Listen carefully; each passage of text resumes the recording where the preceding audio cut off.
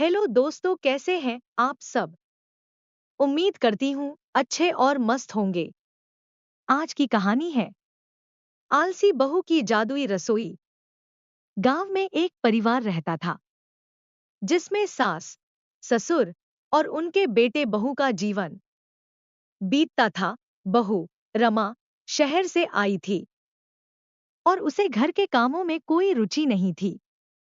उसकी सास कमला देवी एक कर्मठ महिला थी जो सुबह से शाम तक घर और रसोई के कामों में व्यस्त रहती।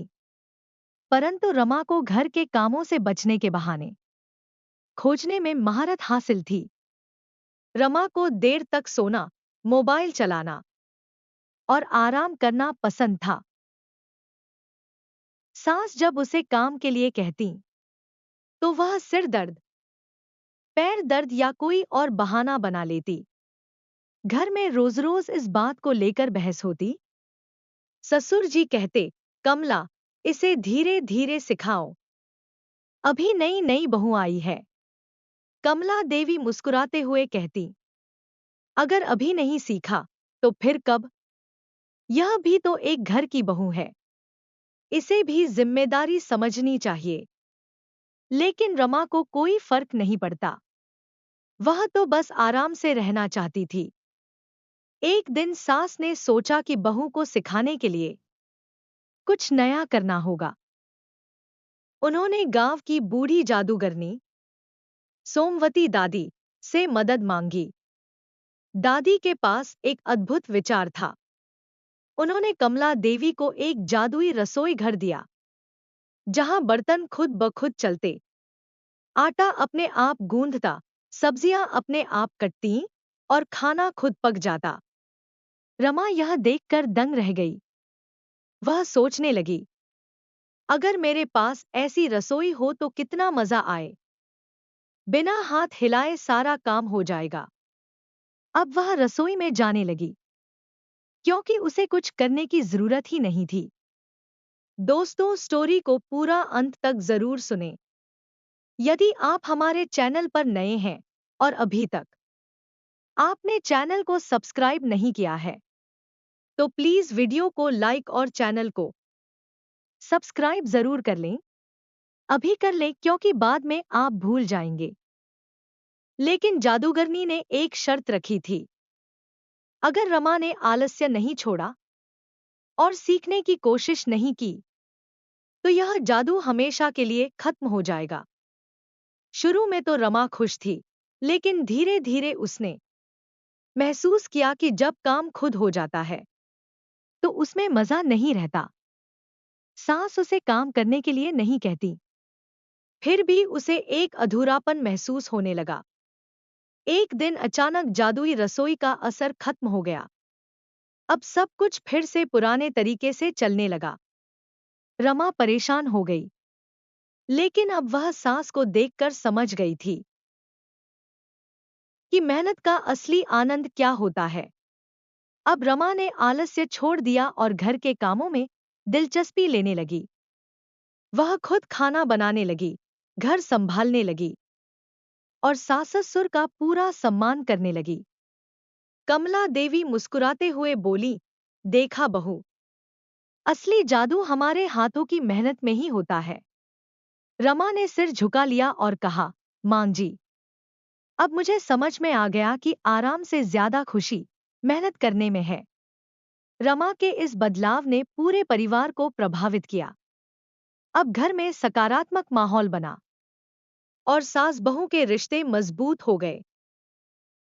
पड़ोस की महिलाएं भी रमा से प्रेरणा लेने लगी।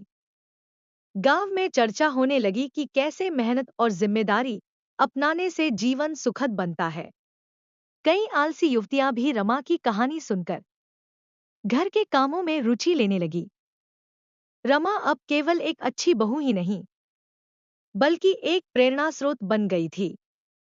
उसने अपनी सहेलियों को भी सिखाना शुरू कर दिया कि आत्मनिर्भरता और मेहनत ही जीवन का असली जादू है। इस तरह रमा ने मेहनत और जिम्मेदारी का सबक सीखा और परिवार में प्रेम और आदर की भावना फिर से स्थापित हो गई। रमा के ससुर, जो पहले उसकी आलस्य भरी आदतों से परेशान रहते थे, अब उसे देख गर्व महसूस करने लगे। वे गांव के बुजुर्गों से कहते, हमारी बहू ने साबित कर दिया कि अगर इंसान ठान ले तो बदलाव संभव है।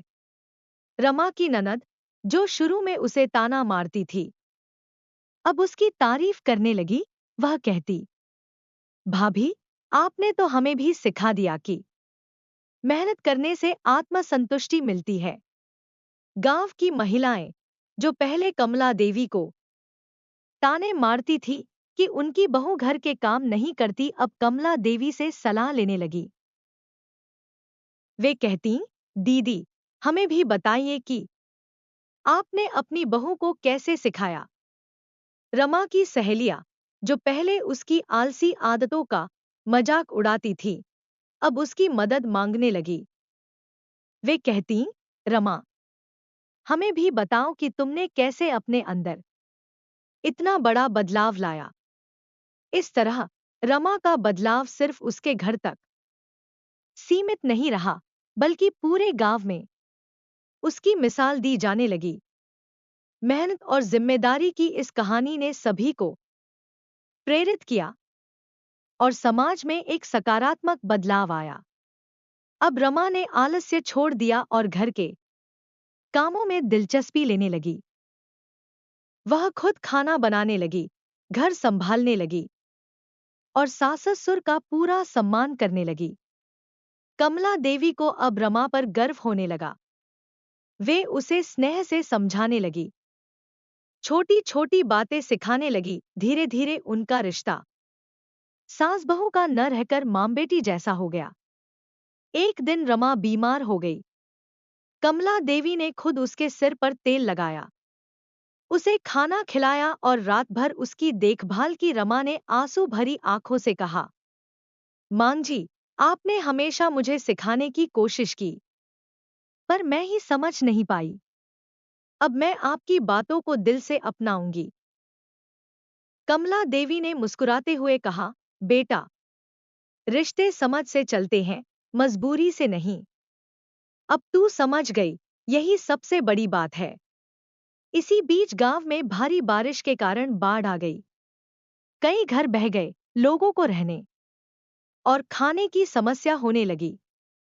गांव के लोग असहाय महसूस कर रहे थे। रमा ने इस मौके पर अपनी नई सीख का उपयोग किया। उसने गांव की महिलाओं को संगठित किया और उनके साथ मिलकर भोजन बनाने का जिम्मा लिया। गांव के मंदिर में सामूहिक रसोई चलाई गई, जिसमें सभी को खाना खिलाया जाने लगा। जब कमला देवी ने यह देखा, तो उनकी आंखों में गर्व के आंसू आ गए। उन्होंने गांव के मुखिया से कहा, यह वही बहू है जिसे कभी रसोई में जाने की भी इच्छा नहीं थी। अब यह पूरे गांव के लिए खाना बना रही है। मुखिया जी ने सबके सामने कहा, रमा ने साबित कर दिया कि जब इंसान अपनी जिम्मेदारी समझ ले, तो वह चमत्कार कर सकता है। रमा के ससुर, जो पहले उसकी आलसी आदतों से परेशान रहते थे, अब उसे देख गर्व महसूस करने लगे। वे गांव के बुजुर्गों से कहते, हमारी बहू ने साबित कर दिया कि अगर इंसान ठान ले तो बदलाव संभव है। रमा की ननद, जो शुरू में उसे ताना मारती थी, अब उसकी तारीफ करने लगी। वह कहती, भाभी, आपने तो हमें भी सिखा दिया कि मेहनत करने से आत्मसंतुष्टि मिलती है। गांव की महिलाएं, जो पहले कमला देवी को ताने मारती थी कि उनकी बहू घर के काम नहीं करती, अब कमला देवी से सलाह लेने लगी। वे कहती, दीदी, हमें भी बताइए कि आपने अपनी बहू को कैसे सिखाया। रमा की सहेलियां, जो पहले उसकी आलसी आदतों का मजाक उड़ाती थी, अब उसकी मदद मांगने लगी। वे कहती, रमा, हमें भी बताओ कि तुमने कैसे अपने अंदर इतना बड़ा बदलाव लाया। अब रमा केवल एक अच्छी बहू ही नहीं, बल्कि पूरे गांव के लिए प्रेरणा बन गई थी। उसने साबित कर दिया कि मेहनत, लगन और आत्मनिर्भरता ही सच्चा जादू है। कमला देवी ने मुस्कुराते हुए कहा, देखा बहू, असली जादू हमारे हाथों की मेहनत में ही होता है। रमा ने सिर झुका लिया और कहा, मां जी, अब मुझे समझ में आ गया कि आराम से ज्यादा खुशी मेहनत करने में है। इस तरह रमा का बदलाव केवल उसके घर तक सीमित नहीं रहा, बल्कि पूरे गांव में उसकी मिसाल दी जाने लगी। मेहनत और जिम्मेदारी की इस कहानी ने सभी को प्रेरित किया और समाज में एक सकारात्मक बदलाव आया। प्यारे दोस्तों, यह कहानी यहीं पर समाप्त होती है। आपको यह कहानी कैसी लगी? कमेंट बॉक्स में जरूर बताएं। अगर आपको हमारी ये कहानी पसंद आई हो, तो कृपया हमारे वीडियो को लाइक, शेयर और चैनल को प्लीज सब्सक्राइब जरूर कर लें। इससे हमें मोटिवेशन मिलता है और आप तक ऐसी ही प्रेरणादायक और मजेदार कहानियां सबसे पहले पहुंचती रहेगी। प्यारे दोस्तों, नमस्कार।